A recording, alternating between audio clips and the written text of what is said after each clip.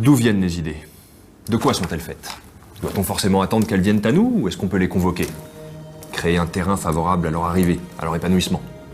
Certains disent que l'idée ne peut naître que de la somme des connaissances de l'auteur. Effectivement, on crée une idée à partir de notre bagage. L'idée existe en nous sous forme diffuse, latente, et puis la conscience lui fait prendre forme. Une sorte de Big Bang intérieur. Alors évidemment, il y a les bonnes et les mauvaises idées, les idées foireuses. Et moi, je ne suis pas là pour juger. Moi, ce qui m'intéresse en tant que chasseur d'idées, en tant que chasseur de Big Bang d'idées, donc de création d'idées, c'est celles qui comptent, celles qui ont changé quelque chose, parfois avec une étonnante simplicité. Les idées qui répondent à un besoin, les idées tellement évidentes qu'on en oublierait presque qu'il a bien fallu les avoir. Les idées évidentes qu'on pourra avoir dans une taverne, par exemple. Les idées évidentes que pourrait avoir un serveur s'il faisait correctement son boulot. Ah, toi, tu en veux une bière, c'est ça? Voilà, oui, merci, putain. Oui, bon, bah, tu demandes, je fais la serre, voilà, c'est pas la peine d'être vulgaire. Puis c'est pas comme si j'avais que ça à faire non plus, deviner ce que tu veux dire.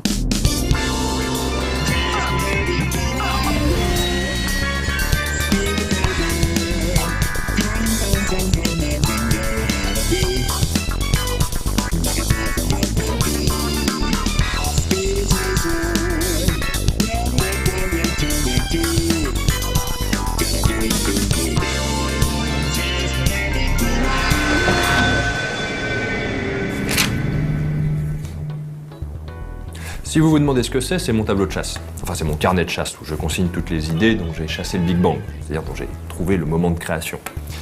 Bon, j'y mets aussi des idées perso, des fois. Ah, j'avais oublié la fois où j'avais eu l'idée de me mettre un doigt dans le... Hein? Ah tiens, celle-là est intéressante. Bon, c'est pas pour me la péter, mais j'ai quand même là-dedans l'invention de l'idée de logiciel libre. Ah ouais, ma gueule. Auteur Richard Stallman.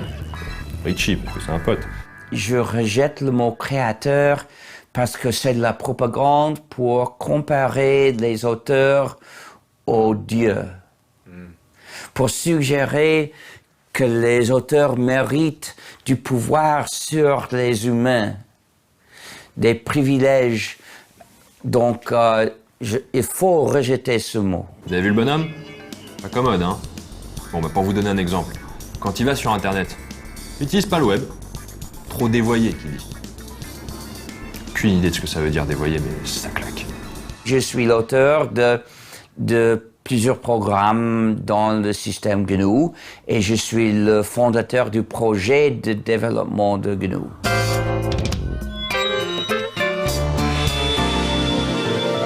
D'abord, je dois expliquer ce que c'est le logiciel libre. Un programme est libre s'il respecte les droits de l'homme. Liberté, égalité, fraternité. Liberté, parce que l'utilisateur est libre dans son utilisation et développement du programme. Égalité, parce que un programme libre ne donne à personne du pouvoir sur personne. Et fraternité, parce que nous encourageons la coopération entre les utilisateurs. Plus spécifiquement, un programme est libre s'il porte les 4 libertés essentielles.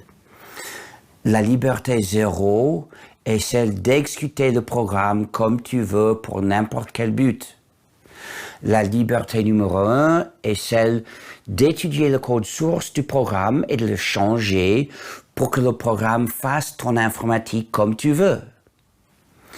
La liberté numéro 2 est celle de faire des copies exactes du programme et de les donner ou vendre aux autres quand tu veux.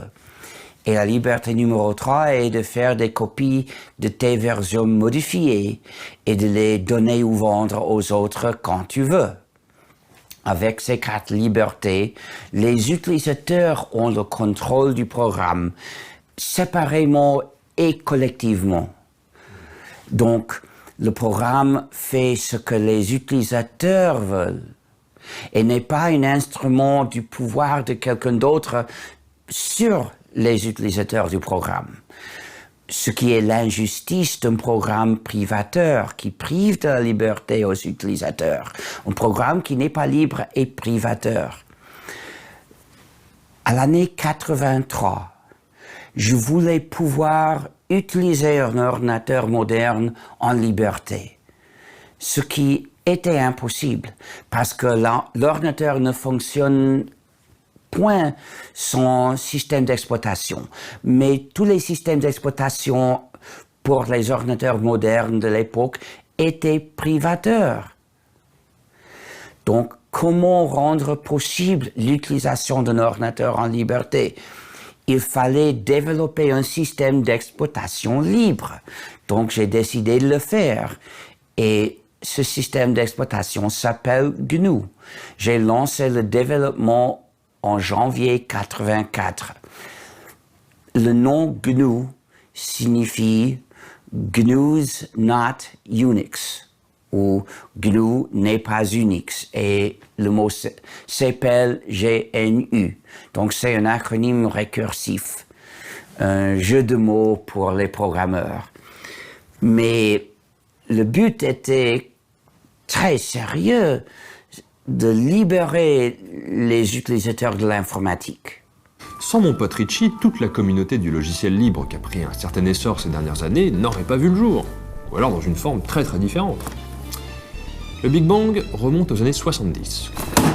Pendant les années 70, je travaillais dans un laboratoire à MIT, le laboratoire d'intelligence artificielle, comme développeur du système d'exploitation du labo. Parce que nous avions notre système d'exploitation développé par nous. Et quand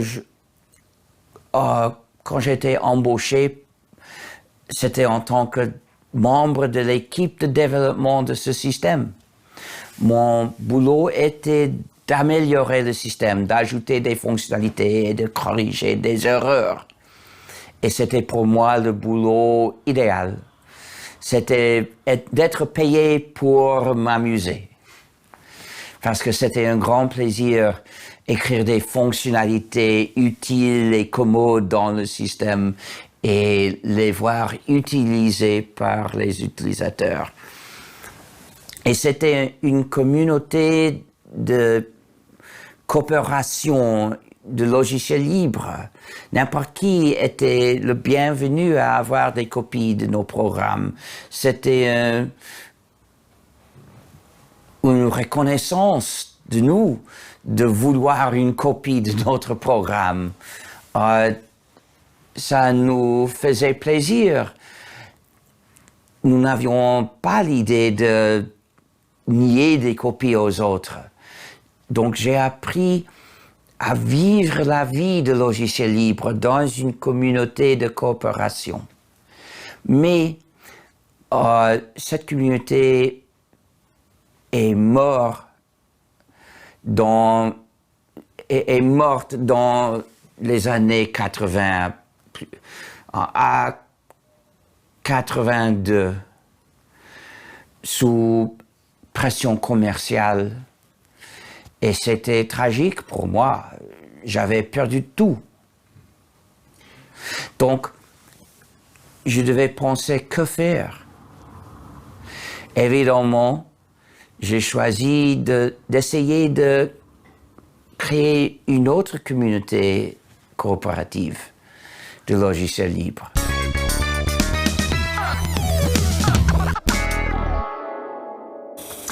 Et voilà comment un informaticien idéaliste et génial a réussi à changer le monde. Un petit gars comme Bill Gates, Billy, c'est un pote. Enfin, sauf que l'idéaliste est quand même devenu vachement moins riche que l'autre.